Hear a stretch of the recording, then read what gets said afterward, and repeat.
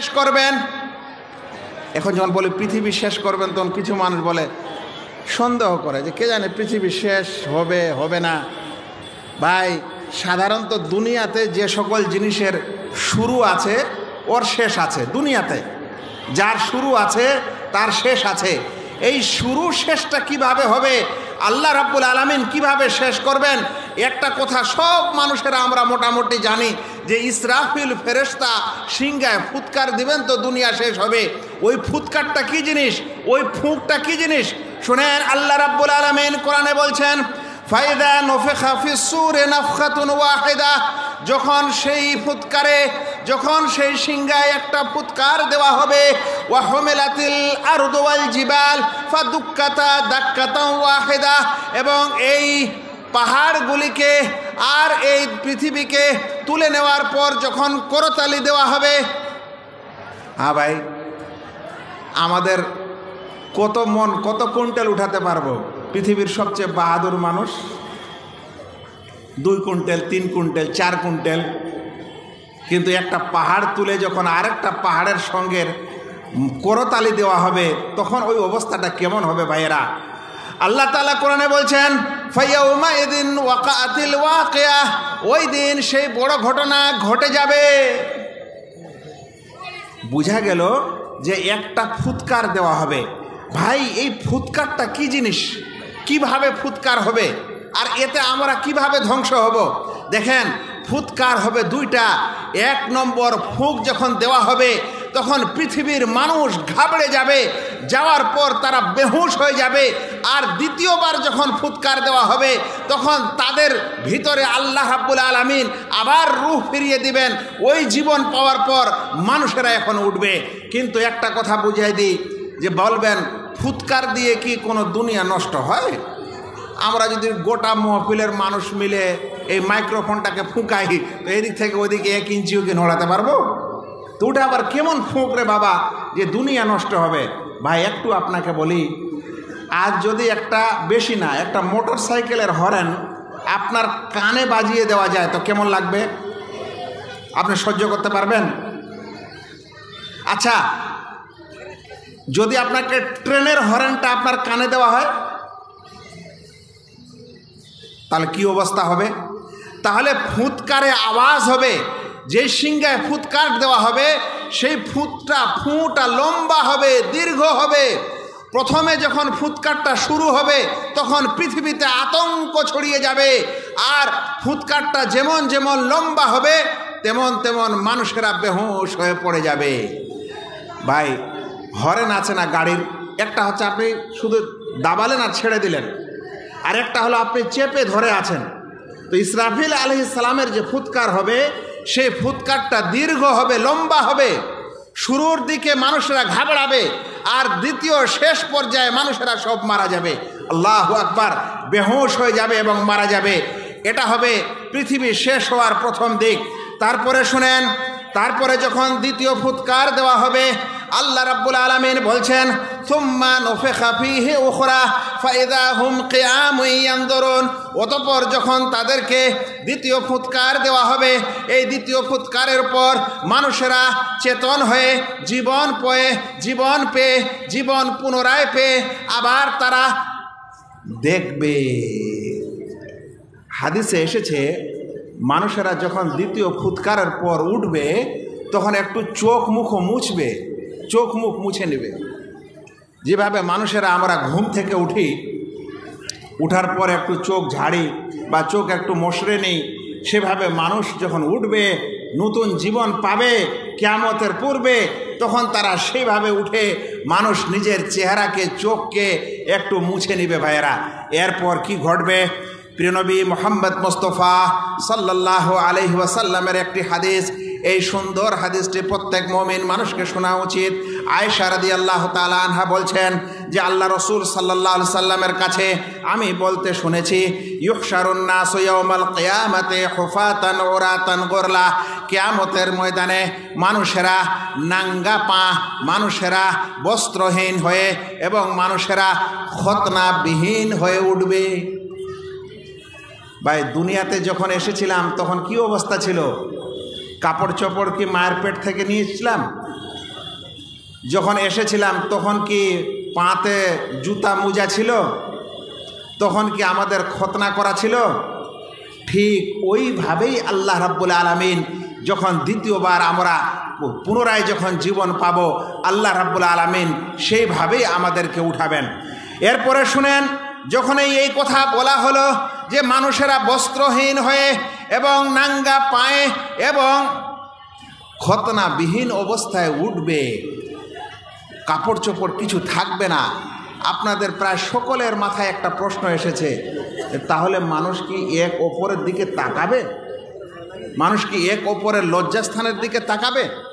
এই প্রশ্নটা মাথায় এসেছে। আয়েশা রাদিয়াল্লাহু তাআলা আনহারও প্রশ্ন এই মাথায় এসেছিল। তিনি বললেন, কুলতু ইয়া রাসূলুল্লাহ আর রিজালু ওয়ান নিসাউ জামিআন ইয়ানদুরু বাদুহুম বাদা। আল্লাহ রাসূল, পুরুষ এবং মহিলা এক অপরের দিকে কি সবাই তাকাবে তাহলে?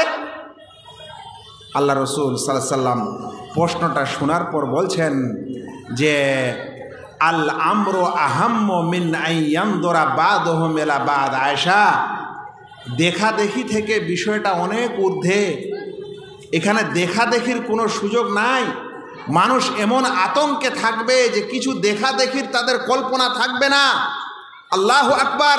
এ কথাটা বুঝার জন্য যদি কোনোদিন মিছিলে পুলিশের লাঠি খেয়েছেন, ভাই খুব ভিড়ে মিছিলে যদি পুলিশ লাঠি মারতে আসে, তখন মানুষ যান বাঁচানোর জন্য লাঠির ভয়ে দেখা যায় যে কারো কাপড় পড়ে গেছে, লুঙ্গি খুলে গেছে, তারপরে লুঙ্গি নেওয়ার আর সুযোগ নাই।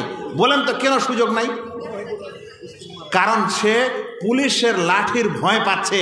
তো যেদিন কিয়ামতের দিন হবে সেদিন মানুষ এত আতঙ্কে থাকবে যে কেউ কারো দিকে দেখার কোনো সুযোগ নাই ভাইয়েরা।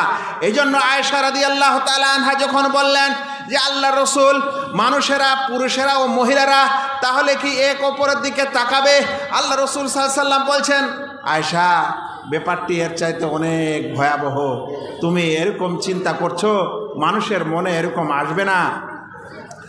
এরপরে রসুল করিম সাল্লাল্লাহু আলাইহি, হাদিস থেকে ইমাম বুখারী ও মুসলিম বর্ণনা করেছেন। এরপরে আল্লাহ রসুল সাল্লাল্লাহু আলাইহি ওয়াসাল্লাম মানুষের উঠে যাওয়ার পর মানুষেরা যখন একত্রিত হবে, হাসরের ময়দানের দিকে যাবে এবং সেই ময়দানে একত্রিত হবে, আল্লাহ রাব্বুল আলামিন এই সূর্যকে নিকটে করে দিবেন। আপনারা অনেক সময় শুনে হবেন যে এক বিগত এক হাত। হাদিসে যে শব্দটি এসেছে সেটা হলো কাদরা মিল, 1 মাইল উপরে থাকবে মানুষের। কিন্তু এখন যে কত লক্ষ মাইল দূরে আছে, সেটা 1 মাইল চলে আসবে, অবস্থাটা কি হবে ভাইয়েরা? এরপরে একটি আরও খুব খুব চিন্তার বিষয়, ওই হাসরের ময়দানে মানুষের ঘাম বের হবে, ঘাম। কিন্তু ঘামটার ঘটনাটা একটু আলাদা, দুনিয়ার মতো না। দুনিয়াতে ঘাম বের হলো, আপনি মুছে দিলেন, চলে গেল। ওখানে মানুষের ঘাম হবে ওর গুনাহ বরাবর। ওর যত গুনাহ হয়েছে সেই গুনাহ অনুযায়ী ওর ঘাম হবে, পাপ অনুযায়ী ঘাম হবে। কারো ঘাম গিট পর্যন্ত থাকবে, কারো ঘাম হাঁটু পর্যন্ত হবে, কারো ঘাম কোমর পর্যন্ত হবে, কারো ঘাম নাকের ডগা পর্যন্ত হবে। আরও একটি বুঝার বিষয় যে যার যতখানি ঘাম হবে, এই ঘাম অন্য মানুষকে টাচ করবে না। ও যেদিক যেদিক যাবে তার ঘামও সেদিক সেদিক যাবে। আমি কথাটা বুঝাতে পারছি আপনাদের? ধরে নেন এখানে যদি পানি ভর্তি হয়, 1 হাঁটু পানি হলে আমাদের সবারই 1 হাঁটু হবে। কিন্তু হাসরের ময়দানে যখন আমরা জমা হব, মানুষের যে ঘাম বের হবে সেই ঘামটা তার পাপ অনুযায়ী হবে। তার 1 হাঁটু হোক আর 1 কোমর হোক আর 1 বুক হোক, ওই ঘামটা ওর সাথে ও যেদিকে যাবে নড়াচড়া করবে, সেই ঘামও সেই দিকে যাবে। ওই ঘাম কিন্তু সরে পানির মতন বয়ে অন্যদিকে যাবে না। আল্লাহু আকবার। এই ঘটনা কিয়ামতের ময়দানে যখন হতে থাকবে, তখন আল্লাহ রাব্বুল আলামিন ওই সময়ে মানুষকে এবং কাফেরদেরকে এবং মুশরিকদেরকে আরও আতঙ্ক দেওয়ার জন্য কিয়ামতের ময়দানে জাহান্নামকে টেনে নিয়ে আসবেন। আল্লাহ তাআলা কোরআনে বলছেন, ওয়াজিআ ইয়াউমাইযিন বিজাহান্নাম, এবং স্মরণ করো ওই দিনকে যেই দিন জাহান্নামকে টেনে আনা হবে। জাহান্নামকে নিকটে আনা হবে। প্রিয় নবী মুহাম্মদ মুস্তাফা সাল্লাল্লাহু আলাইহি ওয়াসাল্লাম বলছেন, ইউতা বে জাহান্নামা ইয়াউমা ইদিন লাহা ৭০,০০০ জিমাম। ওই দিন কিয়ামতের দিনে জাহান্নামকে নিয়ে আসা হবে, যেই জাহান্নামের ৭০,০০০ লাগাম হবে। মা কুল্লে জিমামিন ৭০,০০০ মালাক। আর প্রত্যেক লাগামের সাথে ৭০,০০০ ফেরেশতা হবে। যে ৭০,০০০ ফেরেশতা একটি লাগাম ধরে জাহান্নামকে টানবে। হাদিসটিকে ইমাম মুসলিম রাহিমাহুল্লাহ ৭৩৪৩ নম্বর হাদিসে বর্ণনা করেছেন। ওলামারা বলছেন, এই জাহান্নামকে কেন কিয়ামতের মাঠে নিয়ে আসা হবে? এই কারণে নিয়ে আসা হবে, যারা এই জাহান্নামী হবে তাদের অন্তরে আরও বেশি আতঙ্ক, তাদের অন্তরে আরও বেশি ভয়, তাদের অন্তরে আরও বেশি ডর দেওয়ার জন্য আল্লাহ রাব্বুল আলামিন জাহান্নামকে নিকটবর্তীতে নিয়ে আসবেন। ভাইয়েরা, একজন মানুষের উপর জেল হয়েছে, ধরেন যে ওকে জেল যেতে হবে, আর একজন মানুষকে জেল দেখানো হচ্ছে এইটা তোমার জায়গা। বলেন তো কেমন লাগবে? এই জন্য তাদেরকে আরো কঠিন আযাব দেওয়ার জন্য জাহান্নামকে আরো নিকটে নিয়ে আসা হবে। আপনারা হয়তো বলবেন, আচ্ছা কিয়ামতের ময়দানে খালি কষ্টই হবে মৌলানা, আর কিছু কি হবে না? জি না, এগুলা তো ওরা কষ্টে থাকবে যারা মুমিন না, যাদের ঈমানে দুর্বলতা আছে, যাদের আমলে দুর্বলতা আছে। কিন্তু মুমিন মানুষ, তাদের সম্পর্কে শুনেন, আল্লাহ রাব্বুল আলামিন তাদের জন্য কিয়ামতের ময়দানে কি ব্যবস্থা করবেন। সবচেয়ে প্রথমে এই কিয়ামতের ময়দানে যখন আমরা উঠব, ওই কিয়ামতের ময়দানে ভাই কোনো গাছপালা নেই, কোনো বাড়িঘর নেই, কোনো থাকার ঠিকানা নেই, এবং উপরে আছে তো একমাত্র সূর্যের আলো তাপ। এবার বলেন, মানুষেরা যখন পিপাসা লাগবে, এই পিপাসায় তারা কি করবে? এবং মানুষেরা যখন এই গরমে থাকবে, আল্লাহ রাব্বুল আলামিন তখন সেই মুমিন মানুষদেরকে তার উপর বিশেষ রহম করবেন। এই রহম করার সময় আল্লাহ রাব্বুল আলামিন এই কিয়ামতের ময়দানে আরশের ছায়া দিবেন। দুনিয়াতে যে শামিয়ানা টেঙেছেন শীত যেন না পড়ে, দিনের বেলা টাঙবেন যেন রোদ না পড়ে, কিয়ামতের ময়দানে শামিয়ানা কোথায় পাবেন? কিন্তু ওই শামিয়ানা তৈরি হবে এই দুনিয়ার আমলে। আপনি যে আমল করবেন সেই অনুযায়ী সেখানে আপনি ছায়া পাবেন। প্রিয় নবী মুহাম্মদ মুস্তাফা সাল্লাল্লাহু আলাইহি ওয়াসাল্লাম একটি সুন্দর হাদিসে বলছেন, সাবাতুন ইউদিল্লুহুমুল্লাহু ফি দিল্লি ইয়াওমা লা দিল্লা ইল্লা দিল্লু। 7 প্রকার মানুষকে আল্লাহ রাব্বুল আলামিন কিয়ামতের দিনে আরশের ছায়ার নিচে জায়গা দিবেন, যেই দিন তার ছায়া ব্যতীত আর অন্য কোনো ছায়া হবে না। এটাই একটি হাদিস যে বক্তারা যদি আলোচনা করেন তাহলে এই হাদিসটার সারাহ ও ব্যাখ্যা করতে করতে তার সময় শেষ হয়ে যায়। আমি শুধুমাত্র নামগুলা নিব, ব্যাখ্যা দিব না, কারণ আমাকে অন্য জিনিস ব্যাখ্যা দেওয়ার ইচ্ছা, যেটা এই হাদিসের ব্যাখ্যা নয়। 7 প্রকার মানুষ আরশের ছায়া পাবে, মানে কিয়ামতের ময়দানের যে আপনি কথাটা শুনছেন সেখানে কোনো ছায়া নেই, কিচ্ছু নেই রহমতের। এখন এই সময় আল্লাহ রাব্বুল আলামিন রহম করবেন 7 প্রকার মানুষকে। এবার একটু চেক করে দেখেন আপনি ওই প্রকারের মধ্যে হতে পারেন কি পারেন না। 1 নম্বর হচ্ছে ইনসাফ পরায়ণ বাদশাহ। আপনারা বলবেন আমরা তো সাধারণ মানুষ, বাদশাহ না, তো আমাদের তাহলে এই চান্সটা হলো না। না, আপনি যদি ছোট মোটো দায়িত্বশীলও হন, আর ওখানে যদি আপনি ন্যায় পরায়ণতা দেখান, আপনি যদি একটা মাদ্রাসার কিংবা একটা ঈদগাহের কিংবা একটা মসজিদের কিংবা একটা কোর্টের কিংবা একটা আর কিছুর এরকম যদি একটা দায়িত্বশীল হন, বিচারক হন, আর ন্যায় বিচার করেন, ইনশাআল্লাহ আখিরাতে কিয়ামতের দিনে আরশের ছায়ার নিচে জায়গা পাবেন। 2 নম্বর, এমন যুবক যে তার যৌবনকাল ইবাদতে কাটিয়েছে। ভাই, যুবক বলা হয় ছেলেদের ক্ষেত্রে যখন তার প্রথম স্বপ্নদোষ হয়, মেয়েদের ক্ষেত্রে যখন তার প্রথম হায়েজ বা ঋতু আসে, এই সময় থেকে নিয়ে সে যৌবনে পদার্পণ করে। এই যৌবনকালে ইবাদতে কাটিয়েছে এরকম মানুষেরা আরশের ছায়ার নিচে জায়গা পাবে। কিন্তু এখনকার যৌবন কালটা তো হচ্ছে আমাদের স্মার্টফোন। এখনকার যৌবন কালটা তো হচ্ছে আমাদের স্মার্টফোনের ভিতর কিছু লাগিয়ে হেডফোন। এখনকার যৌবন কালটা তো হচ্ছে আমাদের নামাজ ত্যাগ করা। এখনকার যৌবন কালটা তো হচ্ছে আমাদের সিনেমা, থিয়েটার এবং ফিল্ম ইত্যাদি নিয়ে পড়ে থাকা। এখনকার যৌবন কালটা তো হচ্ছে আমাদের রাস্তাঘাটে ক্যারাম বোর্ড খেলা, তাস খেলা, মদের এবং জুয়ার আসরে বসা। এখনকার যৌবন কালটা তো হচ্ছে আমাদের পিতামাতার অবাধ্য হওয়া, কম করে হলে ইবাদত না করা। বলেন তো দ্বিতীয় প্রকারটা তো কি আপনি হলেন? যদি না হয়েছেন আগে দেখেন। আর এক প্রকার মানুষ হচ্ছে যে মানুষ আল্লাহ রাব্বুল আলামিনকে একাকিত্বে স্মরণ করে এবং আল্লাহ রাব্বুল আলামিনের স্মরণ করার সময় আল্লাহ তাআলার আযাবের কথা মনে আসে, আর সেই ভয়ে সেই মানুষ কাঁদে। তার আল্লাহর ভয়ে চোখ দিয়ে পানি বয়ে পড়ে। যেই মানুষ আল্লাহর ভয়ে একাকী কাঁদে সেই মানুষকে আল্লাহ রাব্বুল আলামিন আখিরাতে আরশের ছায়ার নিচে জায়গা দিবেন। কিন্তু দুঃখের বিষয় হলো আজকালে মানুষ একা একা কাঁদে না, মানুষের সামনে বেশি কাঁদে। কথাটা বুঝেন? আর এটা কিন্তু সাধারণ মানুষ না, এটা কিন্তু আমাদের আলেম ওলামাদের দোষ। আমি আশ্চর্য হলাম, আমার কাছে ফটোটা আছে মোবাইলে, যারা বেদাতি সমাজের মানুষ, মানুষকে দোয়া দরুদ করিয়ে দেয়, মিলাদ মাহফিল করিয়ে দেয়, একটা এলান লিখেছে, নোটিশ লিখেছে যে সাধারণ দোয়া চার্জ হচ্ছে 500 টাকা। মানে ও মানুষের দোয়া করিয়ে দিবে, ওই জন্য সাধারণ দোয়ার চার্জ কত? 500।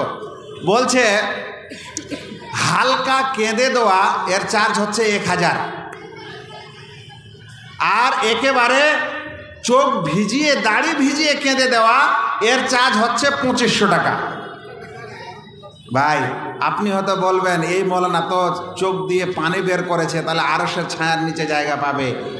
আরশের ছায়ার নিচে জায়গা পাবে না, কারণ হাদিসে এসেছে খালিয়ান, একাকিত্বে কাঁদে।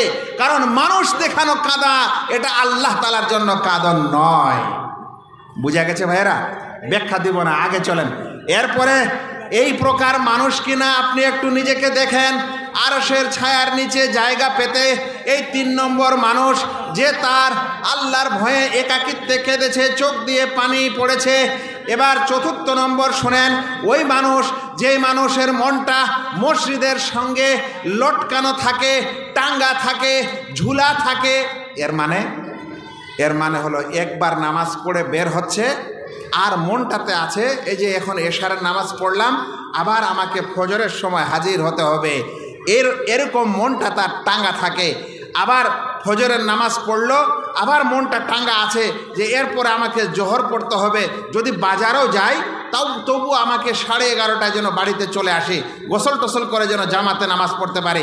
মাগরিবের নামাজ পড়েছে, এরপর মনটা টাঙ্গা আছে মসজিদে যে কখন আমি এশারের নামাজ পড়ব।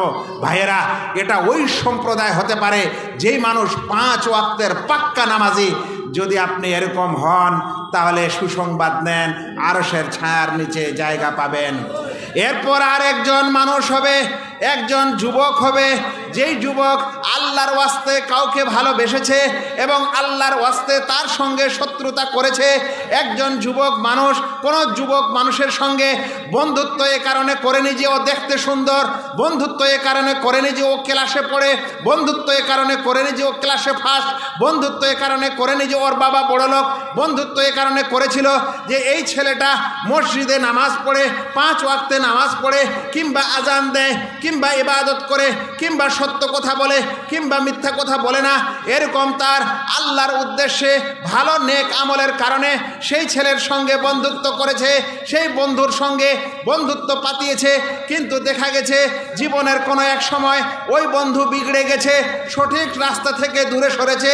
সেই মানুষ দেখা গেল ধীরে ধীরে গুটকা বিড়ি ইত্যাদি খেতে লেগেছে, খেতে খেতে মদ পান শুরু করেছে। এবার তার সেই আগের বন্ধু তাকে ছেড়ে দিল, আল্লাহর ওয়াস্তে বন্ধুত্ব করেছিল, আল্লাহর ওয়াস্তে ছেড়ে দিল। এর জন্য রয়েছে আরশের ছায়ার নিচে জায়গা। আপনারা করেছেন এরকম বন্ধু? এরকম বন্ধু হয়েছে? আর এরকম বন্ধু ছাড়তে পারবেন? বন্ধুর বেলায় আমরা সবাই কুপাকাত, আমরা মানুষের দোষ ত্রুটি একটু বলতে পারি, কিন্তু বন্ধুর বলা খুব কঠিন, আমরা ওটা পারি না। আল্লাহু আকবার। এরপরে চলেন, এরপরে একটি এমন বিষয় আছে, আল্লাহু আকবার, এই বিষয়টা কঠিন পরীক্ষার বিষয়।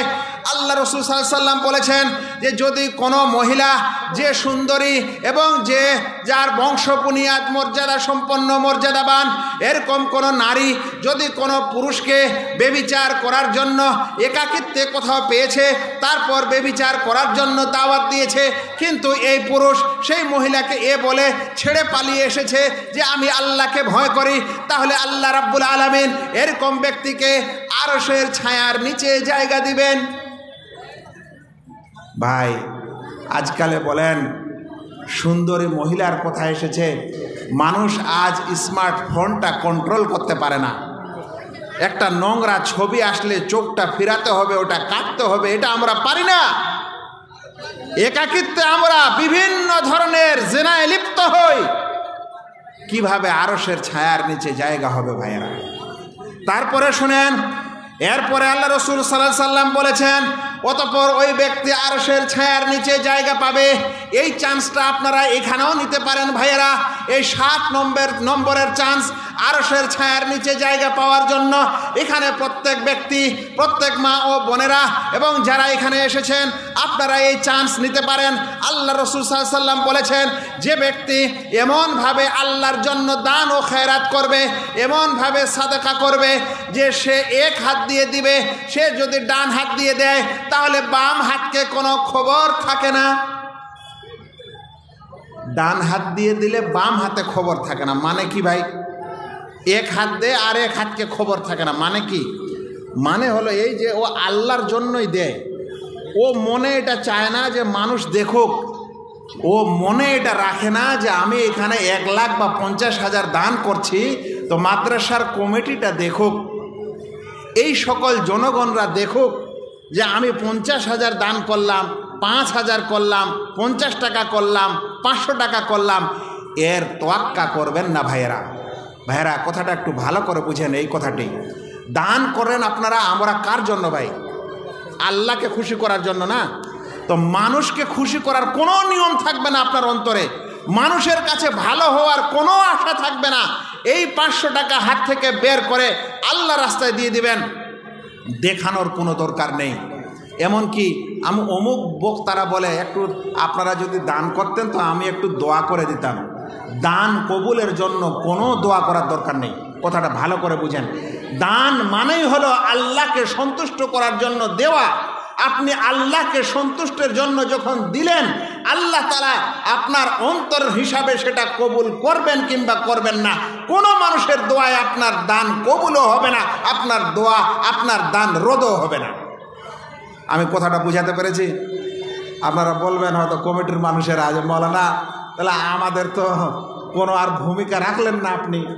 জি, আসলে সত্যিকারে দানের ব্যাপারে মানুষ আন্তরিকতার সঙ্গে যেটা দেয় সেটাই তার জন্য হয়ে গেল। কবুল হওয়া কিংবা না হওয়া এটা আল্লাহ জানে।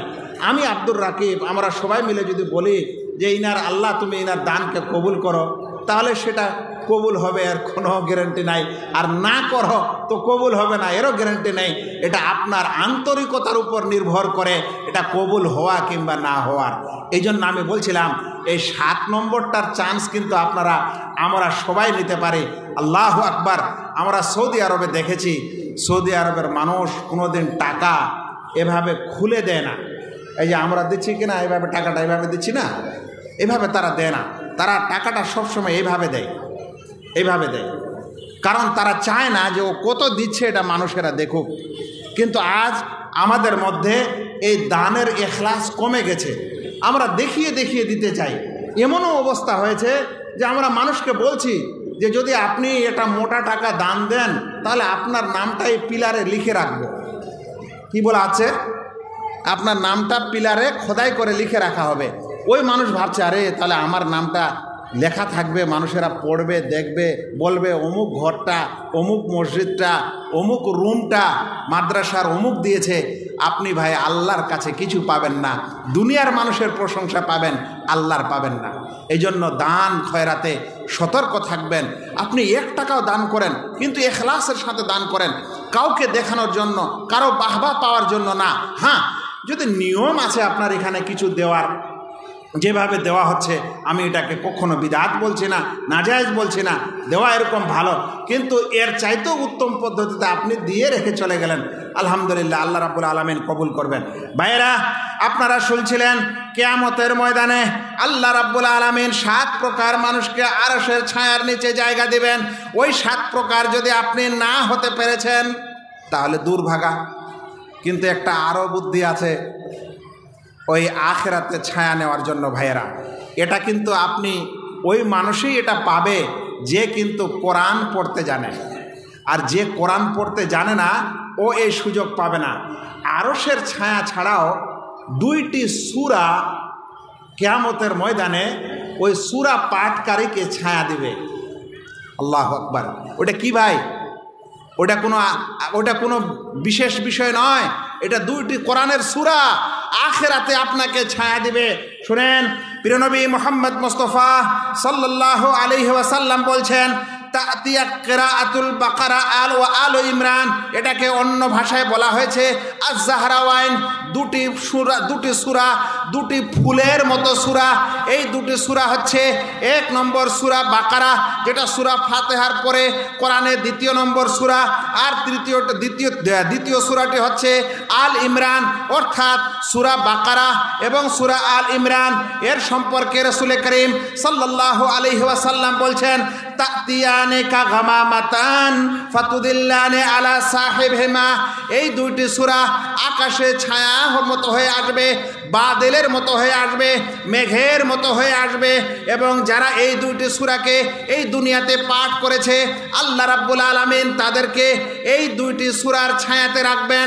আরও একটি হাদিসে এসেছে যে যেন একেবারে যেরকম আকাশে কোনো সময় সারি সারি পাখি উড়ে যায় আর পাখির ঝাঁকের ফলে নিচে ছায়া হয়, ঠিক এইরকম এই 2টি সূরা ওই সূরা পাঠকারীকে ছায়া দান করবে।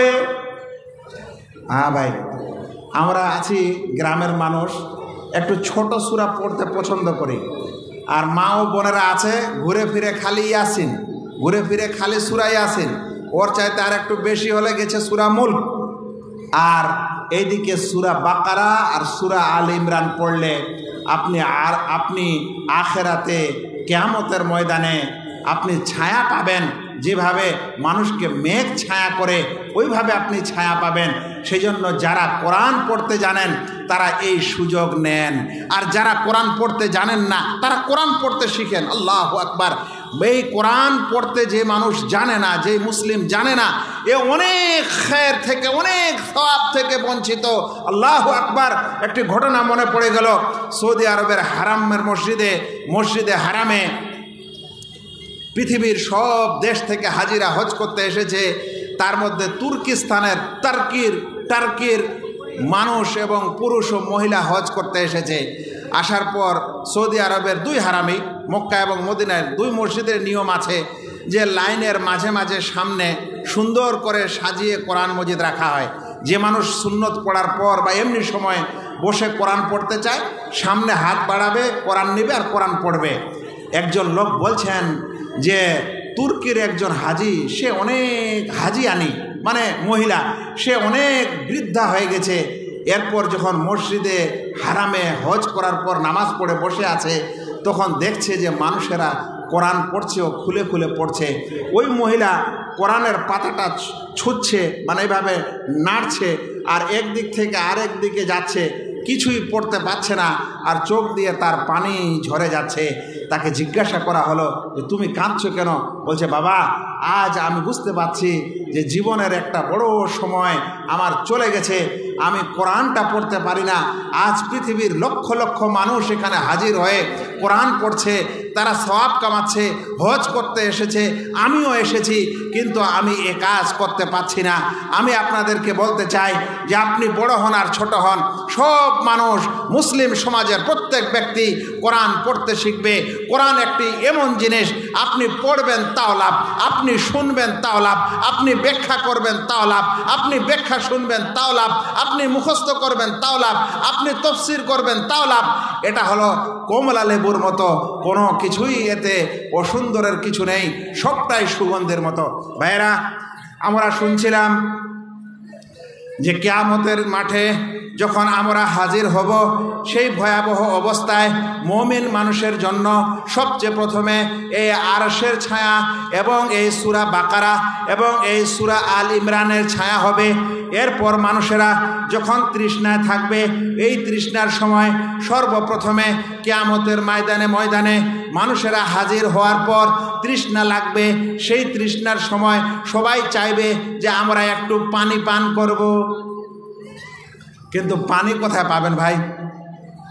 দুনিয়াতে আল্লাহ পানি দিয়েছে, আপনার বাড়িতে টিউবওয়েল আছে, কূপ আছে, নদী আছে, পুকুর আছে। কিয়ামতের ময়দানে পানি কই? সেখানে কোথায় পানি পাবেন? ওই কিয়ামতের মাঠে, ওই ময়দানে পানি পাওয়ার জন্য প্রিয় নবী মুহাম্মদ মুস্তাফা সাল্লাল্লাহু আলাইহি ওয়াসাল্লামের একটি হাউজ হবে। আল্লাহু আকবার! এই হাউজটা কি জিনিস? হাউজ বলা হয় সাধারণত চৌবাচ্চা, বাংলা, ভালো বাংলা, মানে যাকে বাকি বলা হয় দিঘি, পুকুর, চারিদিকে মানে মাঝখানে পানি আর চারিদিকে বসার এবং থাকার জায়গা। ভাইরা, আমি বলছিলাম যে রাসূল করিম সাল্লাল্লাহু আলাইহি সাল্লামকে হাউজ দান করবেন। আল্লাহ তাআলা কোরআনে বলেছেন, ইন্না আতাইনাকাল কাউসার, আমি তোমাকে কাউসার দান করেছি। এই কাউসারই হচ্ছে হাউজে কাউসার। প্রিয় নবী মুহাম্মদ মুস্তাফা সাল্লাল্লাহু আলাইহি ওয়াসাল্লাম বলছেন, হাউদি মাসিরাতু শাহরিন, আমার যে হাউজে কাউসার কিয়ামতের মাঠে হবে, সেই কিয়ামতের ময়দানে আমার হাউজে কাউসারটা এক মাসের দূরত্ব বরাবর হবে। এক মানুষ এক মাস হেঁটে গেলে যত দূর যেতে পারে অত দূর পর্যন্ত একটাই হাউজ প্রিয় নবী মুহাম্মদ মুস্তাফা সাল্লাল্লাহু আলাইহি সাল্লামকে দেওয়া হবে। তিনি বলছেন, মা ওহু আবিয়াদু মিনাল লাবানে, এই হাউজে কাউসারের পানি দুধের চাইতে সাদা হবে এবং এটার সুগন্ধিটা হবে মিসকে আম্বারের চাইতেও বেশি। প্রিয় নবী সাল্লাল্লাহু আলাইহি সাল্লাম আরও বলছেন যে এই হাউজে কাউসারের যেই কাপ এবং পেয়ালা আর এই গ্লাসগুলার হবে, এই গ্লাসগুলার সংখ্যা হবে কা আকসার মিন নুজুমিস সামা, এই যে আকাশে সিতারা দেখছেন, তারকা দেখছেন, এই তারকার যা সংখ্যা আছে এর চাইতে বেশি সংখ্যায় আমার হাউজে কাউসারে কাপ ও পেয়ালাগুলা থাকবে। রাসূল করিম সাল্লাল্লাহু আলাইহি সাল্লাম বলছেন যে মান শারাবা মিনহা ফালা ইয়াদমা আবাদা, যে মানুষ একবার এই হাউজে কাউসার থেকে পানি পান করার সুযোগ পাবে সে আর কখনো পিপাসিত হবে না, তাকে আর কখনো পিপাসা লাগবে না। একবার এক ঢক যদি কোনো মানুষ পানি পান করার সুযোগ পায় তারপরে আর তাকে কখনো তৃষ্ণা লাগবে না। ভাইয়েরা, এই হাউজে কাউসার প্রিয় নবী মুহাম্মদ মুস্তাফা সাল্লাল্লাহু আলাইহি ওয়াসাল্লামকে দান করা হবে। যখন আল্লাহ রসুল কিয়ামতের ময়দানে তিনিও উঠবেন, আমরাও উঠব, উম্মতেরা এই পানি পান করার জন্য তৃষ্ণার্ত থাকবে। সেই সময় আমাদের নবী মুহাম্মদ মুস্তাফা সাল্লাল্লাহু আলাইহি ওয়াসাল্লাম হাউজে কাউসারে আগে থেকেই উপস্থিত থাকবেন। আল্লাহ রসুল বলছেন, আনা ফারাতুকুম আলাল হাউদ, আমি হাউজে তোমাদের যাবার পূর্বে থেকেই ওখানে উপস্থিত থাকবো। ভাইয়েরা দেখেন, আজ জালসা হয়েছে না, যারা আয়োজক তারা পূর্বে থেকে উপস্থিত আছেন। বিয়ে বাড়িতে যারা বিয়ে লাগায় তারা আগে থেকেই মেহমানদের আপ্যায়নের জন্য প্রস্তুত থাকে। আমাদের নবী আমাদেরকে হাউজে কাউসার থেকে পানি পান করার জন্য হাউজে কাউসারে আগে থেকেই উপস্থিত থাকবেন। হাউজে কাউসারের আরেকটা জিনিস আপনাদের বুঝাই ভাই, যে হাউজে কাউসারটা হবে, পানির কথাটা তো এসেছে যে পানিটা দুধের চাইতে সাদা আর মধুর চাইতে মিষ্টি আর মিসকে আম্বারের চাইতে সুগন্ধিওয়ালা পানি। কিন্তু যে পানিটা হবে, যে পুকুর বা যে হাউজটা হবে, আপনারা জানেন দুনিয়াতেও যে পুকুর হয়, তালাব হয়, তো ওখানে শেওলা হয় না ভাই? শেওলা হয় না, পদ্ম ফুল হয়, শেওলা হয়। ওটা যদি আপনি ক্যামেরা দিয়ে ভিতরে দেখেন তো দেখতে খুব সুন্দর লাগে, কিন্তু উপরে উঠালে, পানি থেকে উপরে উঠালে ওটাকে দেখতে ভালো লাগে না। কিন্তু আজকালের টেলিভিশনে যেগুলা দেখানো হয় আর মোবাইলে ক্যামেরাতে যেগুলো দেখানো হয়, দেখবেন সমুদ্রে এরকম অনেক ধরনের শেওলা জাতীয় জিনিস আছে আর ওটা দেখতে খুব সুন্দর। আল্লাহ রসুল সাল্লাল্লাহু আলাইহি ওয়াসাল্লামের যে হাউজ হবে, সেই হাউজে কাউসারের ভিতরে স্বর্ণ ও রৌপ্যের লতা পাতা হবে। কিসের? স্বর্ণ ও রৌপ্যের লতাপাতা হবে। আর যে পানির ভিতরের শেষ স্তরে এমন সুন্দর সুন্দর পাথর হবে, যে পাথরগুলা দেখে মানুষের মন দুনিয়াতে যেরকম ভরে যায়, ওখানে কেমন হবে চিন্তা করেন। যে পানির ভিতরে এই পাথরের কারুকার্যতা, আর আবার স্বর্ণ রৌপ্যের লতাপাতা, আর পানি এত সুন্দর, পানি এত সুগন্ধি, আর খেতে এত মজা, একবার পান করলে আর সে মানুষকে তৃষ্ণা লাগবে না। কিন্তু অন্যান্য নবীদের কি হজ হবে না? জি ভাই, অন্যান্য নবীদেরও হজ হবে। কিন্তু হাউজে কাউসার থেকে কিছু মানুষকে আল্লাহ তাআলা পানি পান করতে নিষেধ করে দিবেন। ওরা কিন্তু আমাদের নবীরই উম্মত হবে। আল্লাহ রাসূল সাল্লাল্লাহু আলাইহি ওয়াসাল্লাম বলছেন যে লা ইউখতালা জান্নাহ, আমার থেকে কিছু মানুষকে ভাগিয়ে দেওয়া হবে, হটিয়ে দেওয়া হবে। তখন আমি ফেরেশতাদেরকে বলবো যে ফেরেশতারা, এরা তো আসতে দাও, এরা তো আমার উম্মত, আসতে দাও। ফেরেশতারা বলবেন যে আপনি জানেন না আপনার মৃত্যুর পর আপনার নিয়ে আসা দিনে এরা কি পরিবর্তন করেছে, এরা কি বিদআত আবিষ্কার করেছে, আপনি এটা জানেন না। ফাইন্নাকা লা তাদরি মা আহদাসু বাদাক, আপনার মৃত্যুর পর দুনিয়াতে আপনার এই উম্মতেরা কি কি বিদআত আবিষ্কার করেছে, এই জিনিস থেকে আপনি এখনো আপনি এটা জানেন না। এদেরকে হাউজে কাউসারের পানি পান করতে দেওয়া যাবে না। প্রিয় নবী মুহাম্মদ মুস্তাফা সাল্লাল্লাহু আলাইহি ওয়াসাল্লাম ফেরেশতার এই কথা শুনে বলবেন, তাহলে সোহকান লিমান গায়্যারা বাদি, যারা আমার মৃত্যুর পর আমার দিনে পরিবর্তন এনেছে তাদেরকে তোমরা দূরে ভাগাও, তাদেরকে তোমরা দূরে সরাও। তখন আল্লাহ রাব্বুল আলামিনের আদেশে ফেরেশতারা ওই সকল বিদআতিকে নবী সাল্লাল্লাহু আলাইহি সাল্লামের হাউজে কাউসার থেকে পানি পান করা থেকে দূরে সরিয়ে দিবেন।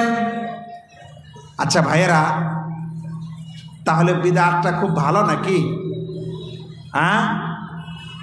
আল্লাহ রসুলের উম্মতও যদি হন আর যদি বিদআতি হন, বিশেষ করে বড় বিদআতি, তাহলে পানি পান করার নসিব হবে না।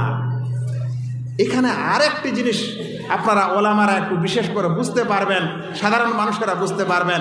ফেরেশতারা বলবেন যে আপনি জানেন না আপনার মৃত্যুর পর এই সকল লোকেরা দুনিয়াতে কি করেছে, তোমার দিনে কি পরিবর্তন করেছে।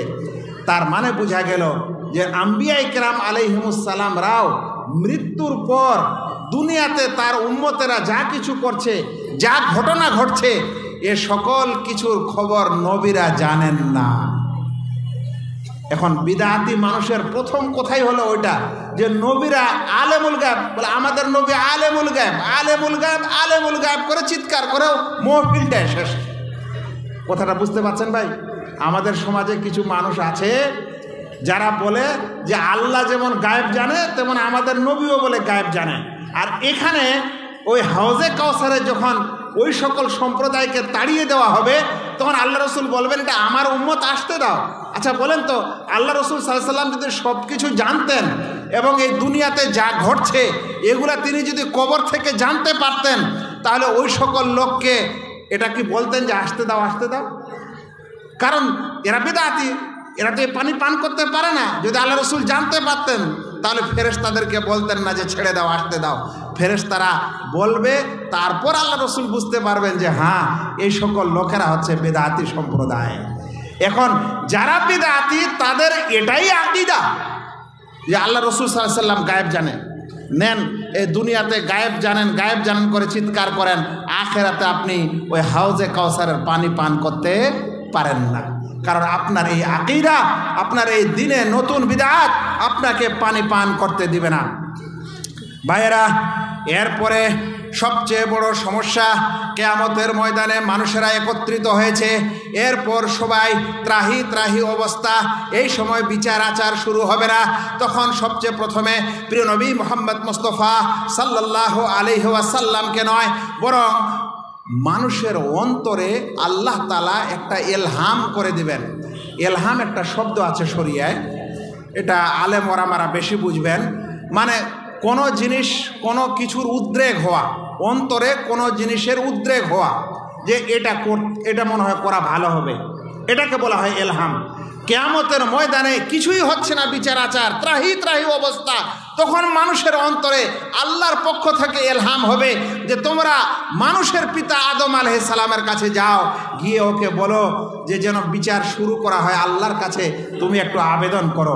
আল্লাহ তাআলার কাছে আদম আলাইহিস সালাম বলবেন আমি পারবো না, কারণ আমি দুনিয়াতে একটা গুনাহ করেছিলাম, দুনিয়াতে নয় জান্নাতে একটা গুনাহ করেছিলাম। যখন আমাকে জান্নাতে রাখা হয়েছিল ওই গুনার কারণে আল্লাহ তাআলা আমাকে দুনিয়াতে অবতরণ করে দিয়েছেন।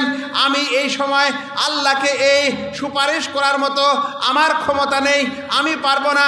তোমরা বরং প্রথম নবী নূহ আলাইহিস সালামের কাছে যাও। নূহ আলাইহিস সালামের কাছে মানুষেরা যাবে, যেতে যেতে শেষ পর্যন্ত প্রিয় নবী মুহাম্মদ মুস্তাফা সাল্লাল্লাহু আলাইহি ওয়াসাল্লামের কাছে পৌঁছাবে।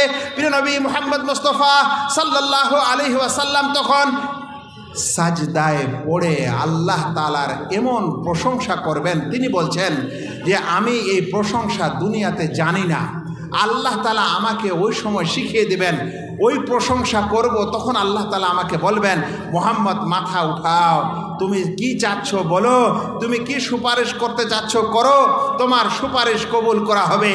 এরপর বিচার শুরু হবে। ভাইয়েরা, আমি এই কথাটি সংক্ষিপ্ত করলাম। এরপর শুনেন, যখন বিচার আচার হবে আল্লাহ রাব্বুল আলামিন ফয়সালা করার জন্য আসবেন। আল্লাহ তাআলা কোরআন বলছেন ওয়া জাআ রাব্বুকা ওয়াল মালাকু সাফফান সাফফা, অতঃপর তোমাদের প্রভু আসবেন, তোমাদের প্রতিপালক আসবেন এমন অবস্থায় যে ফেরেশতারা লাইন লাইন হয়ে দাঁড়িয়ে থাকবে। ওই সময় আল্লাহ রাব্বুল আলামিন মানুষদের ফয়সালা করার জন্য চলে আসবেন। সালাফি আকীদা হচ্ছে আল্লাহ তাআলার কোনো যদি গুণ আসে, এটা হলো গুণ, আসা, আগমন করা। আল্লাহ তাআলার আগমন হলে আমরা বিশ্বাস করি আহলুল হাদিসরা যে আল্লাহ আসবেন। কেমন আসবেন এটা আমরা জানি না, কিন্তু আমাদের সমাজেরই কিছু মানুষ আছেন যারা নিজেকে দেওবন্দি বলছেন, তারা বলছেন আল্লাহ আসবেন না, বরং আল্লাহর রহমত আসবে। কি বলেন? আল্লাহ আসবেন না, আল্লাহর কি আসবে? রহমত আসবে। ভাই, আল্লাহর রহমত তো এখনো আসে, তো ফেরেশতারা কই লাইন লাইন করে দাঁড়িয়ে আছেন?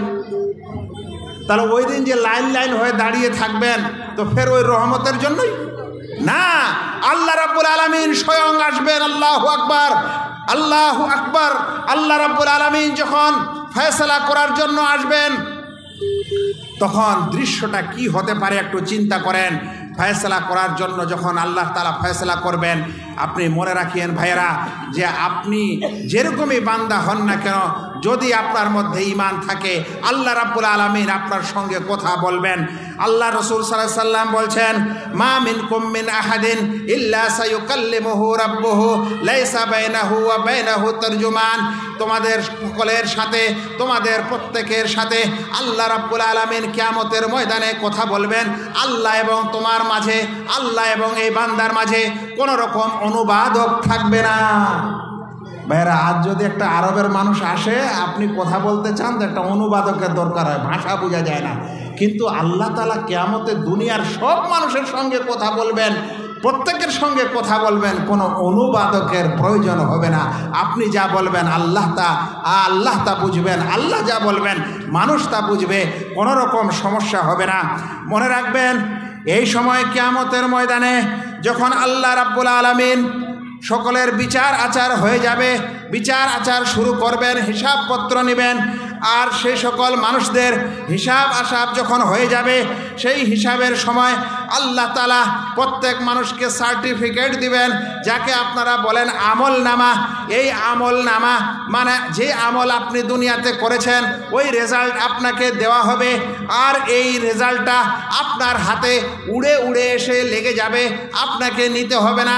ডান দিকে আসলে আপনি ইনশাআল্লাহ কল্যাণ পাবেন, বাম দিকে এসে আপনার হাতে যদি লাগে তাহলে হয়তো আপনার পরিত্রাণ হবে না। ডান দিকে যাদের হাতে এসে এই সার্টিফিকেট লেগে যাবে সেই মানুষ ইনশাআল্লাহ খুশি হবে, এমন খুশি হবে যে সেই মানুষ তার নিজের আত্মীয় স্বজন পরিচিত মানুষকে, যেরকম দুনিয়াতে একজন ছেলে ভালো রেজাল্ট করার পর সবকে দেখায়, ওরকম সেই ব্যক্তি কিয়ামতের ময়দানে সবকে ডাকবে, হা ও মুকরাউ কিতাবিয়া, আসো আসো ভাইয়েরা, আমার এই সার্টিফিকেট দেখো, আমার এই মার্কশিট দেখো, আমি পাশ করেছি, ইনশাআল্লাহ জান্নাতে যাব। এই সুসংবাদ এবং এই আনন্দ কিয়ামতের ময়দানে ওই সকল মানুষেরা করবে যারা ডান হাতে আমল নামা পাবে। এখন আমাদের কোন হাতে আসবে এটা কি আমাদের চিন্তা করার দরকার নেই? এরপর যখন হিসাব হবে ভাইয়েরা, আমরা হয়তো ভাবছি কে জানে এটা কি হবে না হবে। না, হাদিস এবং কোরআনে স্পষ্ট করে তন্ন তন্ন করে একটি কথা বুঝিয়ে দেওয়া হয়েছে, কিয়ামতের ময়দানে সর্বপ্রথম যখন আপনার হিসাব শুরু হবে সেটা শুরু হবে নামাজের হিসাব। বলেন তো নামাজের হিসাবটা আগে কেন হবে? কারণ এটা আল্লাহ তাআলার কাছে বেশি গুরুত্বপূর্ণ।